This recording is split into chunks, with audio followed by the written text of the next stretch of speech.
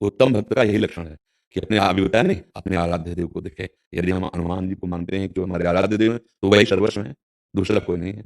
हनुमान जी के हृदय में सिया राम जी बैठे हैं, तो सिया राम के हृदय में हनुमान जी बैठे हैं। साधु हृदय में नहीं हम, भगवान कह रहे, मेरा हृदय साधु, मैं साधु का हृदय। हाँ, भक्त पराधीन हो, असुतंत्र हृदय। अगर हनुमान जी ऐसे दिखाए तो राम जी, अगर राम जी के हृदय में देखो तो हनुमान जी मिलेंगे, पक्का। मतलब एक ही परम तत्व है, चाहे उसे जो कहें, वो लीला के लिए सेवक बना हुआ है, लीला के लिए स्वामी बना हुआ है। कभी राम जी हनुमान जी को पूजते हैं, कभी हनुमान जी राम जी को।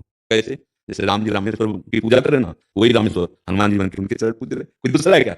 आप देखना, हनुमान जी कौन है? स्वयं रुद्र हैं, स्वयं शिव हैं। तो रामेश्वर की पूजा स्थापना कौन कर रहा है? राम जी। तो राम जी के चरणों को कौन लिए हुए? बोले शिव जी। यही तो एक, अगर हम इसको पकड़ लिया, अब यहाँ विचार करना है कि हनुमान जी को पसंद क्या है।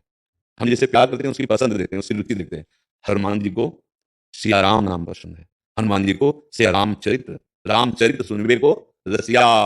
ये रसी रसिक है किस बात के? यत्र यत्र रघुनाथ कीर्तनम तत्र तत्र कृतमस्तु कांजलम बाष्पवारि परिपूर्ण लोचनम मार्तिंडम प्रदाक्षांतम। हनुमान जी महाराज जहाँ सुबाते हुए, जहाँ जहाँ नाम कीर्तन होता है हरि का, जहाँ उनके पावन चरित्र का गायन होता है, वहाँ वहाँ उपस्थित होते हैं। यत्र यत्र रघुनाथ कीर्तनम तत्र तत्र वहाँ वहाँ विराजमान रहते हैं। तो यदि हम हनुमान जी को इष्ट मानते हैं, तो उनको सिया राम जी का जस सुनाए, सिया राम जी का नाम सुनाए, और सर्वत्र उपस्थिति अपने ही आराध्य देव की देखें। किसी भी रूप, जैसे रामकृष्ण परमहंस जी ने कृष्ण का दर्शन काली जी में ही किया। सब भगवत स्वरूपों का दर्शन वो अपनी माँ काली में ही करते थे, क्योंकि वही कृष्ण वही काली है, वही राम जी बने, वही सर्वत्र है, दूसरा कोई नहीं। दूसरा जब तक है तब तक अज्ञान है, वही है, दूसरा नहीं। अब ये कि जो नाम रूप पकड़े उसमें आसक्त हो जाए, जो नाम रूप पकड़े, जैसे कोई राम उपासक, कोई श्याम उपासक, कोई ब्रह्म उपासक, कोई निराकार, कोई साकार, जहां पकड़े जोर से पकड़ लो, एक ही जगह पहुंच जाएगा। वो दो नहीं है। जैसे किसी भी घाट में आइए आप, यमुना जी तो वही है, घाटों के नाम अलग अलग हैं कि आज हमने जुगल घाट मनाया, आज हमने विश्राम घाट, आज केसी घाट, ऐसे घाट कहे जा सकते हैं, लेकिन यमुना जी अवगाहन उन्हीं का होगा। ऐसे तत्व एक है, नाम कुछ भी दे दो, लीला में विविध लीलाएं, विविध नाम, विविध रूप धारण किए हुए हमारे प्रभु विराजमान। ऐसे मन भाव से रहिए, ये तो बहुत परम मंगलमय है कि अपने आराध्य देव के अनन्य हो जाए। पर हनुमान जी की उपासना में एक सावधानी रखनी है कि उनको अधीन करने की बात ना सोचे शक्ति स्वरूप में, नहीं तो इतनी सामर्थ्य नहीं होती है, फिर वो मतलब बुद्धि विपरीत दिशा में चली जाएगी।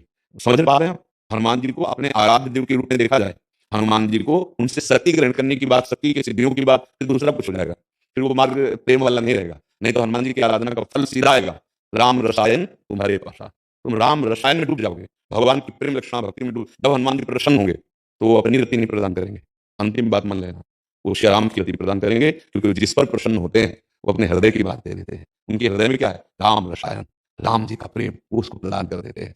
और राम जी जिस पर कृपा करते हैं, उससे हनुमान जी के चरणों में निश्चित प्रेम हो जाता है, क्योंकि भक्त की कृपा से ही भगवान के प्रेम को प्राप्त किया जाता है, और भगवान की कृपा से भक्तों का संग होता है।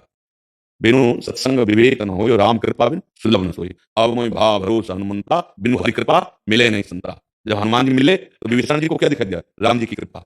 राम जी की कृपा जब होगी तो हनुमान जी के चरणों में प्रेम होगा, हनुमान जी की जब कृपा होगी तो रामलीला का विस्तार हृदय में हो जाएगा, राम रसायन का प्रादुर्भाव हृदय में हो जाएगा। अनन्य रहो, अपने स्वामी के अनन्य रहो, तो सारा सुख विलास